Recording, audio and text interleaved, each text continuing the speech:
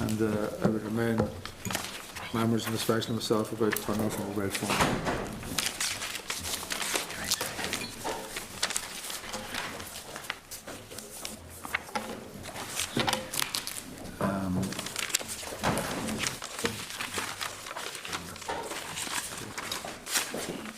Excuse me 1 second there. Talk to that.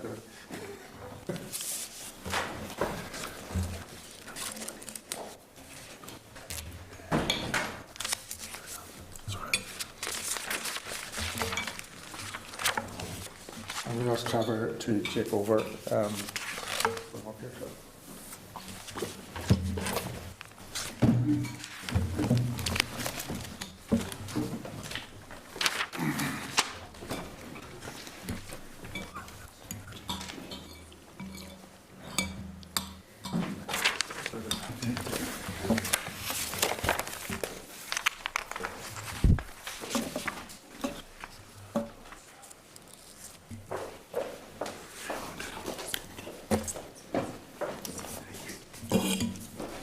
Okay, members, agenda item 3 is the draft minutes of the previous meeting. And in your paper packs today at page 31, any members, any comments in terms of draft minutes? Sorry, page 21.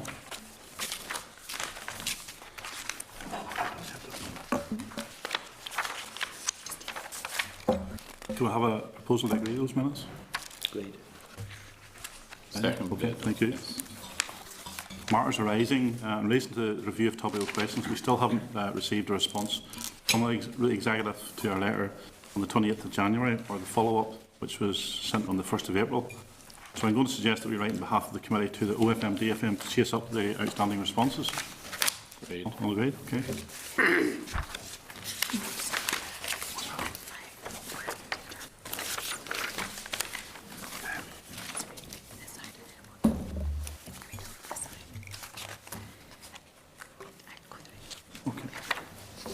Agenda item 5 is an inquiry into the Attorney General's participation in the proceedings of the Assembly.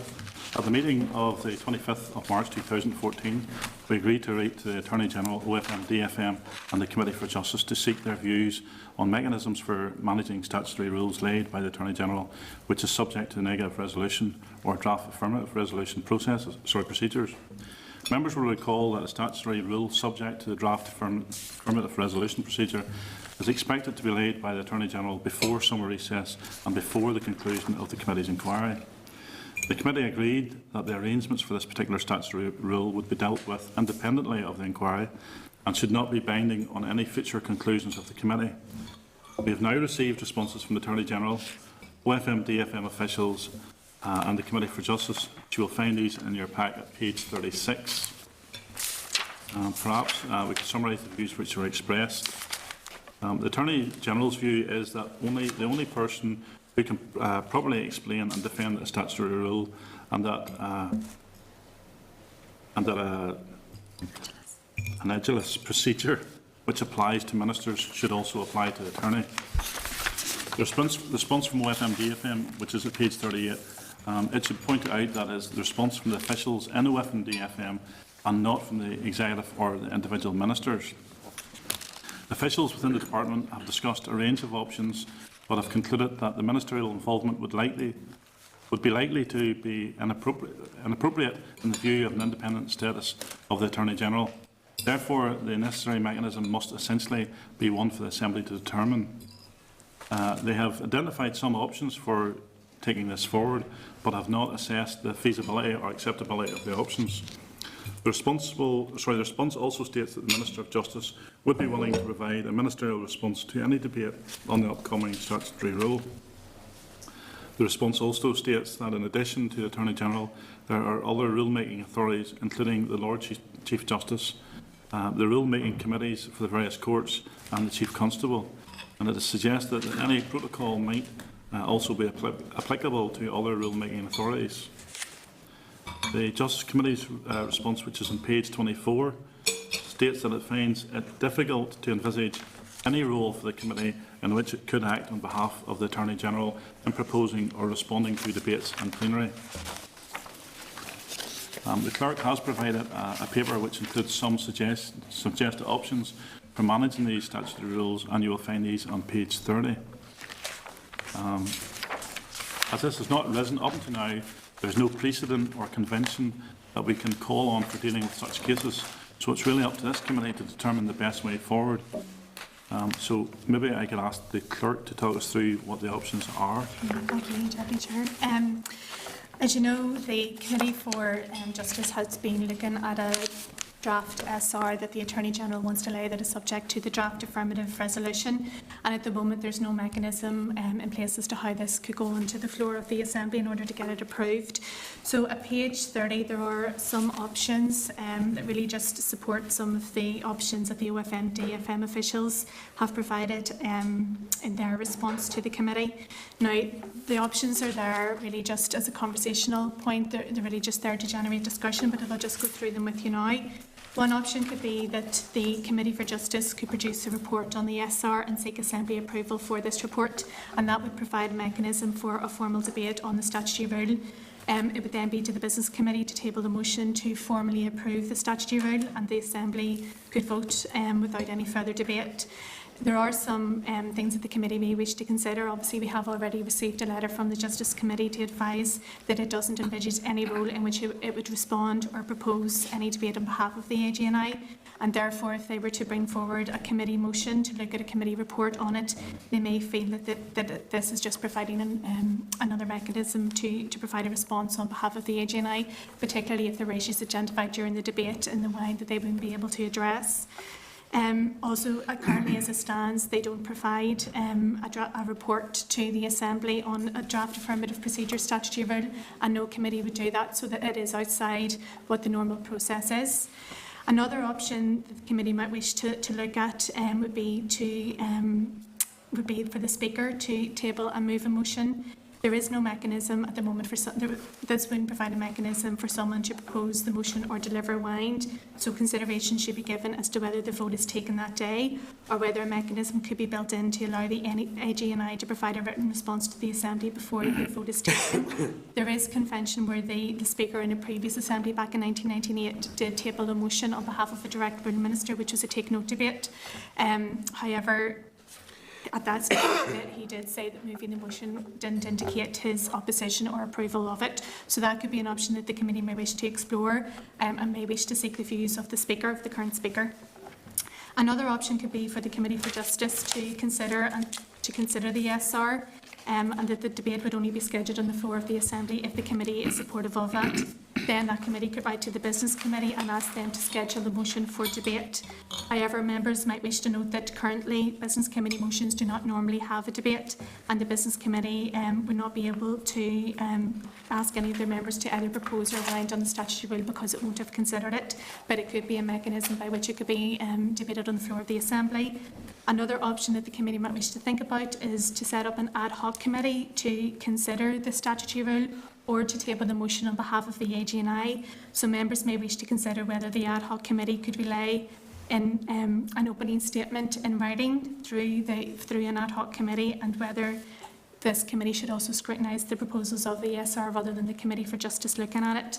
These options, there are some, there's no current process in place to deal with an issue like this, so it is kind of outside the current procedures. These are just really there as a talking point and discussion in terms of how members might want to go forward.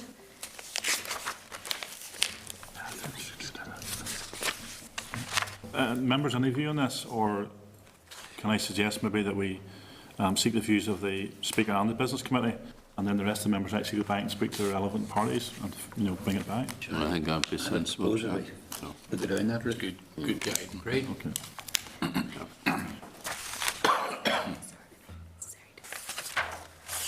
Yeah, okay. So depending on the timescale for the statutory rule to be approved, it may be necessary to meet again before the scheduled meeting on the 24th of June, but I think that gives us more than ample time to speak to relevant parties, and it probably gives us a few weeks to get some response back from the Business Committee as well. So members are content? Yep. Agenda item number 6. The last meeting we discussed some issues in relation to the introduction of electronic voting in the Chamber. Somebody even suggested with any control over Europe today, we'll be talking about it there as well, but we haven't. So. The clerk was to obtain information on the estimated cost to introduce electronic voting. and I think there's a briefing pack on page 43 of our packs. And information on estimated costs has been provided for 2 potential options. Option 1 would provide individual desks for all members. The Chamber currently has individual desks for 84 members, and in order to provide individual desks for all members, all the existing desks would need to be removed and a new layout provided. The total cost of this option would be in the region of $325,000 to $395,000, including VAT and professional fees. Sorry, excluding VAT and professional fees. Option 2 would be keep the existing chamber layout, and members without individual desks would use a voting station with plasma screens to vote. And the total cost of this option would be in the regions of $65,000 to $90,000, excluding VAT.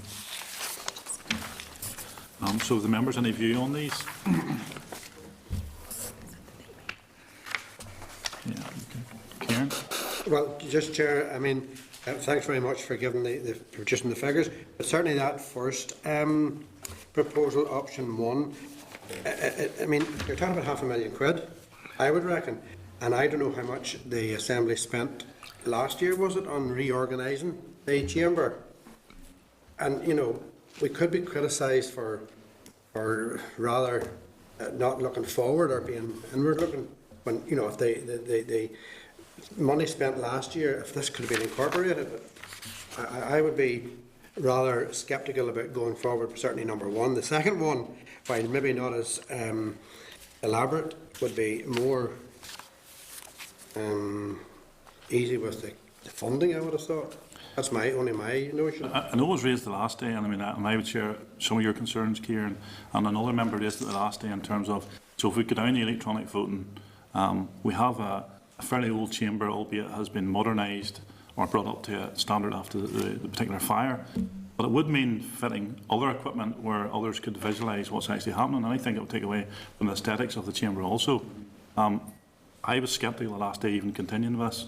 Like some of the work that we've done in this committee, we're asking officials to get costs. And, I mean, I have the opinion we shouldn't really be down this road anyway.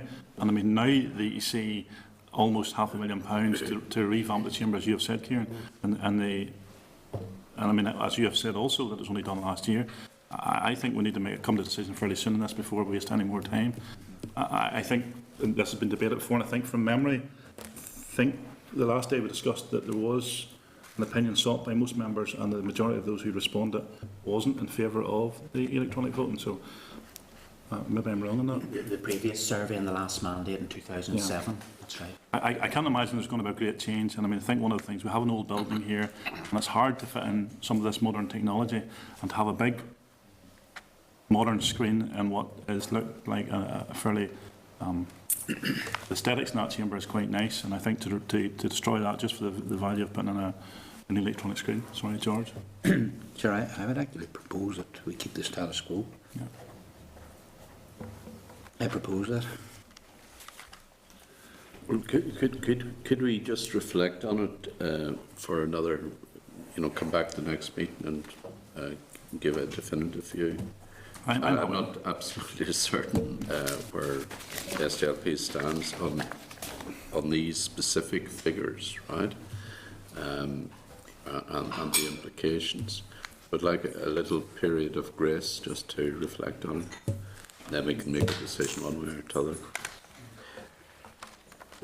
Yeah, and I've just been warned on the back, sorry, Alvin. Yes. And we should all know, I mean, those are very indicative figures in terms of, and whenever we go out and seek the specification we require and the market, knowing how public procurement works, those figures, I imagine, will come in much higher than what we're estimating at the outset. So. Yeah, Chair, I mean, just to say, I mentioned it at our committee this morning, which wasn't fully represented, they weren't all there, but they were in favour of moving towards electronic voting. Given what's happening in the city or the King's Hall at the moment and what happens, but it was a cost, and as you say rightly so, we're talking about these figures and goodness where we're at. So we're not turning down the electronic voting theory, but it's the cost of providing it. Well, we do, Chair, we do have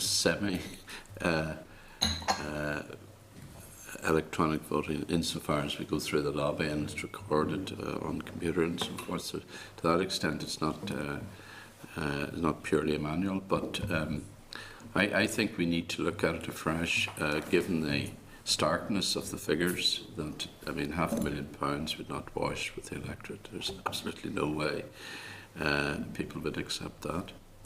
But the alternative model there, I'm not sure what you get for the alternative model. I don't think it's an awful lot, but at least we should consider the alternative model. Well, we can leave it on to the next meeting then. I agree that we need to reflect on it based on information. Thank you. Okay. Get back, probably get back to our parties as well.